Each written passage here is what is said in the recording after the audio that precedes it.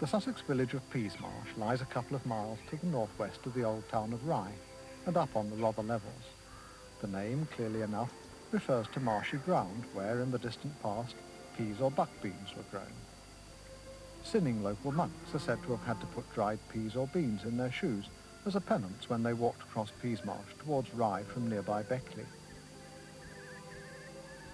The Woodland and Romney marshes stretch out towards the English Channel to the southeast, and this is countryside redolent of smuggling, sheep-rearing, and a people toughened over the centuries by the struggle against the elements. As Esther Mennell wrote in her Sussex County book just after the Second World War, the first writing of Sussex man is vast and yet elemental, written with such poor implements, a deer-horn pick, a sharpened flint, yet more enduring than any other work of man. Time, fire, destruction of war may overwhelm and obliterate noble buildings in stone and brickwork, may wipe out great libraries and great paintings, but when the old Stone Age man dug in the county's chalk with his imperfect tools, his writing was indestructible and defies all that time can do.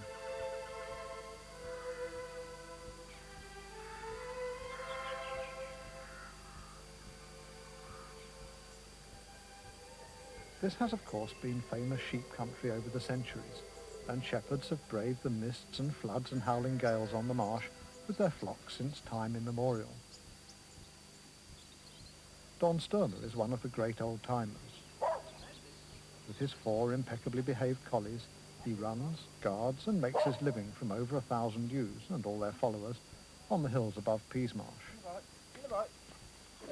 An idyllic life in June, perhaps, but rougher and tougher at the end of November. I came onto the farm when I left school at 15 and working with sheep then, and I've been working with sheep more or less all my life. I think I'm a bit late to change now.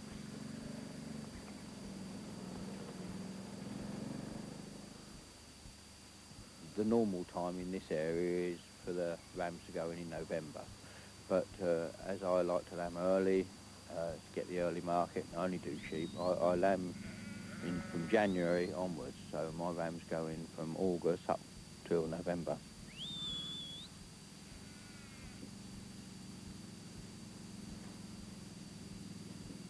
My dogs are, well, as important, if not more important than what I am, because I just wouldn't better operate without them. They do the work of ever so many men, and probably do it more efficient than ever so many men. And well, they're good to me, so I try to be as good to them as I can.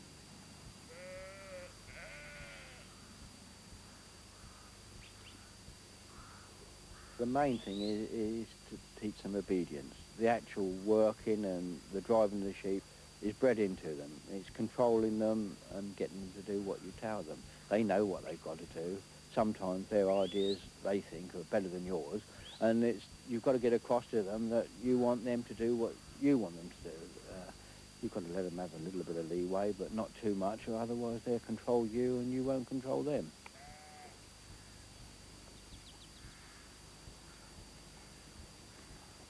Sheep may be stupid, but then when you stop and look around you, I wouldn't say all the people are the brightest things on this world, would you?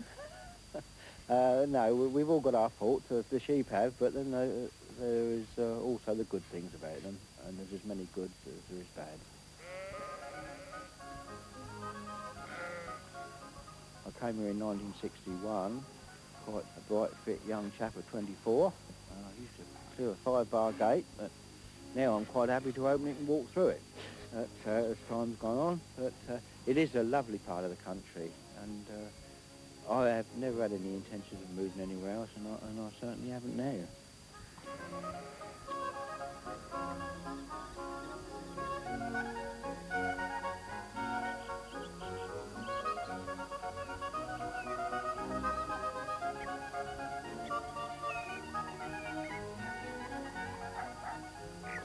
Everyone in Peasmarsh seems to know and love Charlie Piggott, one of the great old men of the village.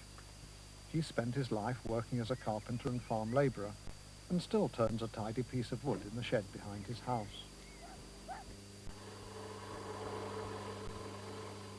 Well, the first job I did when I was 14 years old, I was apprenticed to the Rock Channel shipyard at Rye. And I had the luck to do a little bit on the lathe, not a great deal, making deck plugs and pulley sheaves mainly. And then I didn't touch it again for years and donkey's years, and then all of a sudden I decided when I retired I wanted something to do.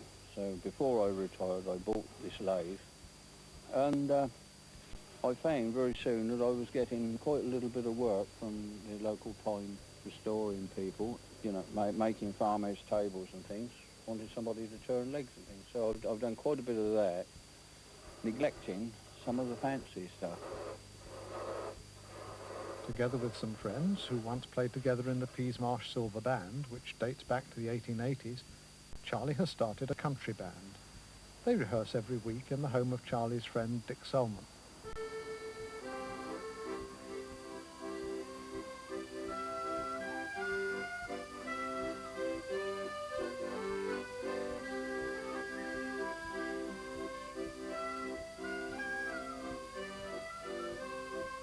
Dick told me one day that he bought an accordion and was taking accordion lessons.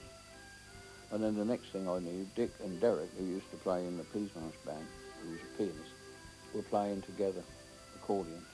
And they invited me to come up and play mouth organ, which I did. And I thought, well, there must be something better than playing the mouth organ, so I decided to learn the penny whistle. And so it's gone on, and now Philip's joined us. And sometimes we have a chap come with a tea chest bass, and we're just sort of going on now from there.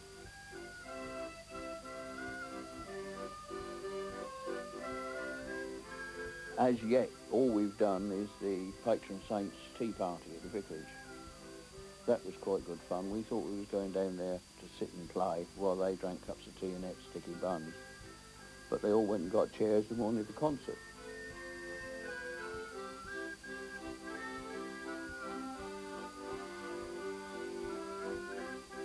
I love music.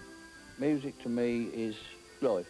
I've always played music of some description, and being a musician of sorts, we're able to interpret music, which is a joy, really is.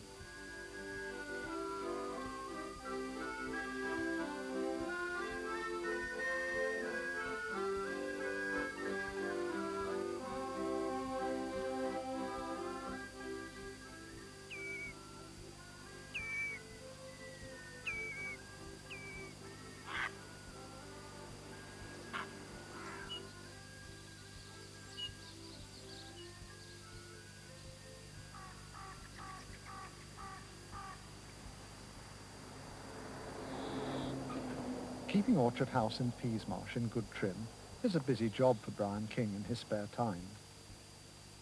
While he works, his wife Maureen is indoors, building model houses of her own, as well as painting and decorating them. Her slab pottery creations take hours of hard and detailed work, but are clearly well worth the effort. I went to a WI meeting where a lady was demonstrating slab pottery. I'd never seen it, never heard of it. So I went along to the meeting with my next-door neighbour. She also thought it was rather interesting. While we were there, we saw a demonstration on rolling out the clay and a house being made. And we thought we'd give that a try. And we rolled out our slabs, we made our first house. We were so proud of it. But when you look back at it now, you sort of think, well, why did I go? You know, little by little you improve, and all of a sudden you really enjoy what you're doing.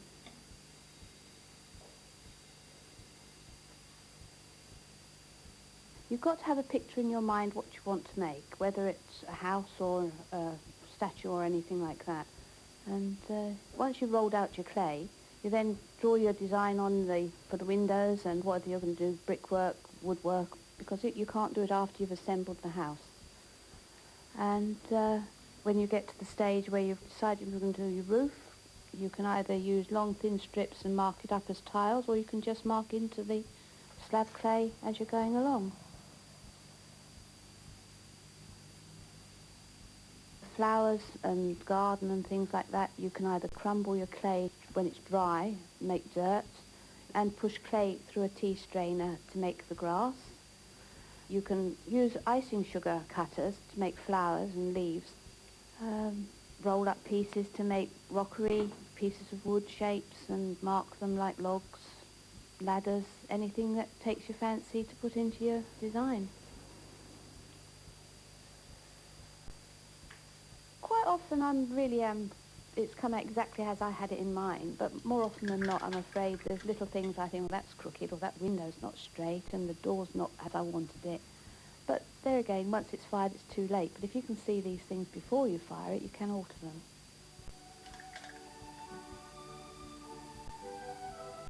I've sat outside here till 10:30, 11 o'clock before now, because it's got to a stage where I want to see the finished item. And so I just get oblivious to anything that's going on round me until I've got it finished.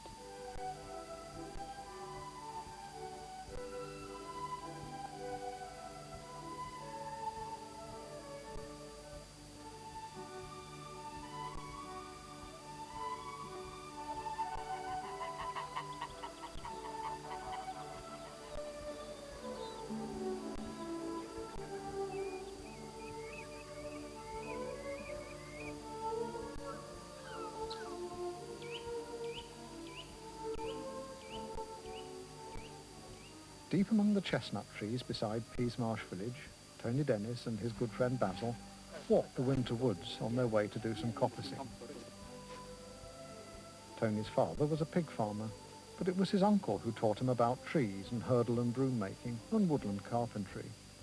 Today, with his 10 acres of trees, Tony carries on a tradition which is as old as the hills above the marshes.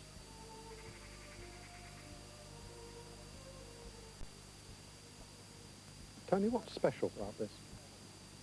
I suppose because it's mine and I'm not bothered. You know, I can vanish up here, nobody bothers me, and please myself how I do it, you know. And I think that's what's special about it. And knowing it ever since I was a kid, you know.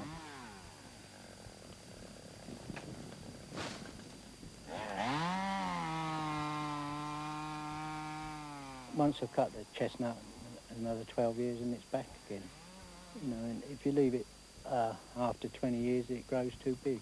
Then it sort of starts falling over and you can't do so much with it.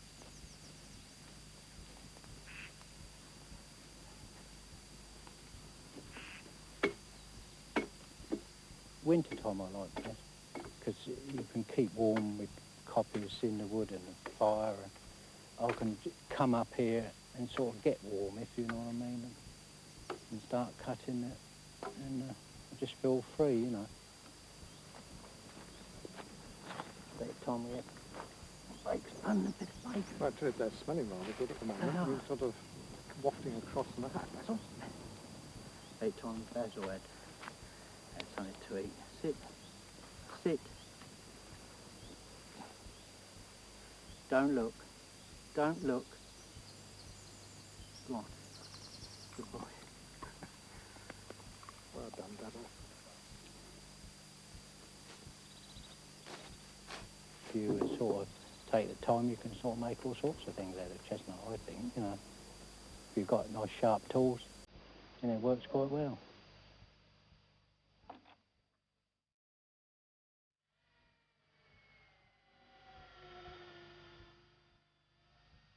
When we was kids, you know, father and uncle made us sort of do it, and of course, being told and stood over them, we weren't very interested, you know.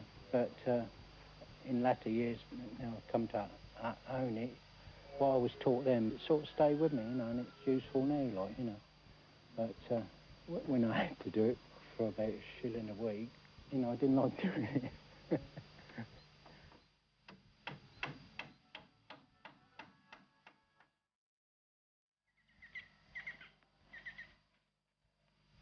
Hello, Jim. How's it doing? Smelling absolutely delightful. Stop all these things.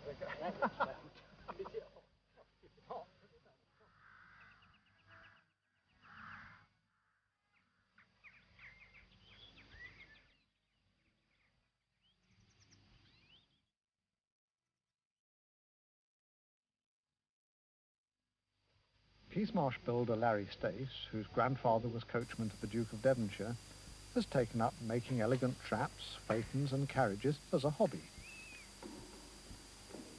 I initially went up to Reading carriage sales to have a look at various carriages that were around, and decided, basically because of the cost of them, that I would have a go at making one myself. Sometimes Larry takes the vehicles out onto the marshland along old tracks leading away from the village.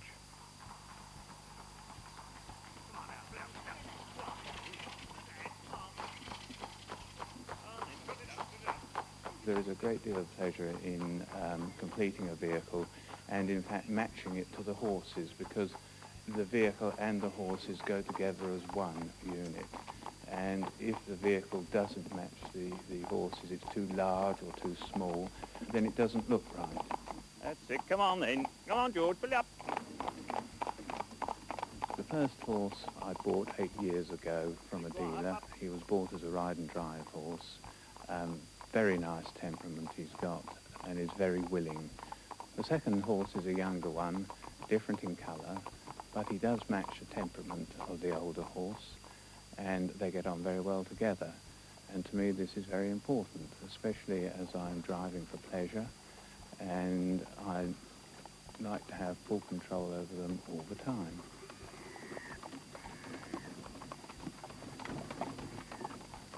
Oh, it's a fantastic way to see the countryside. I go out on average about 4 or 5 times a week, so I can say quite honestly that I see the changing seasons, the trees, weather and everything, and it really is very, very pleasant.